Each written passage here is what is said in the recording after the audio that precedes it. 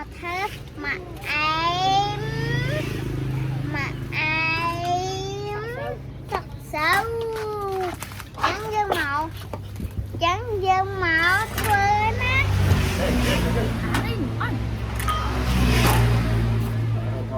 trắng những cách hùng đi màu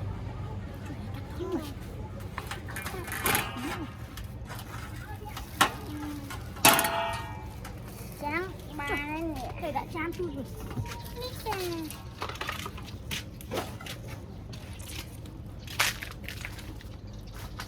phu sơn đầm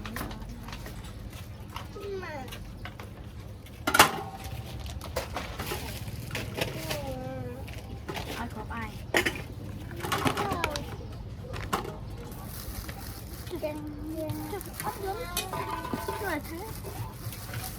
cắt bỏ cả đây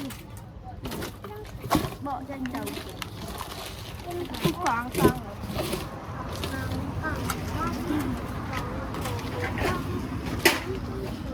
chân đi mà ông sợ chân ngựa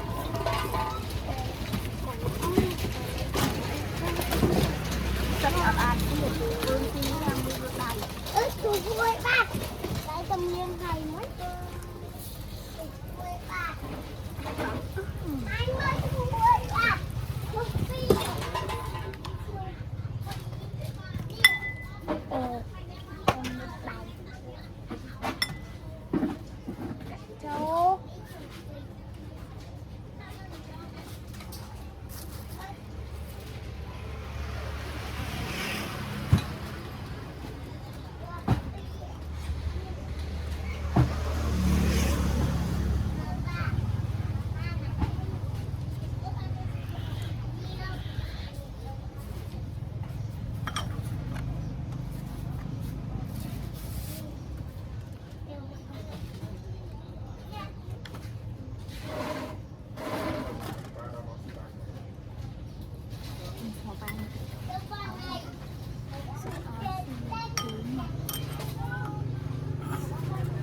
lâu chích hai với địa con đập thơ mà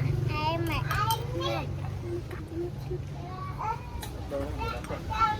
ngó lòng ra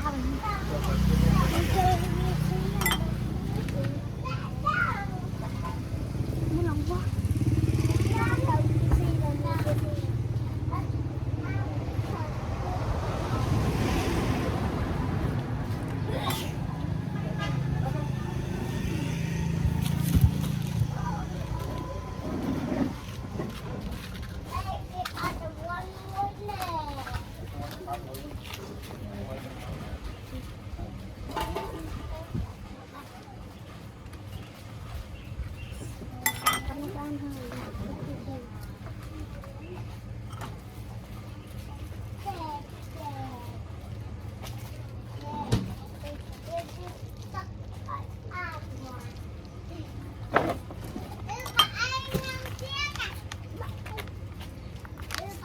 nhưng mình hơi ca đặt nôm kia đây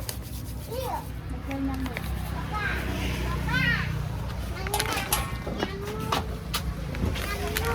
cháu hơi ca đặt cổ ơi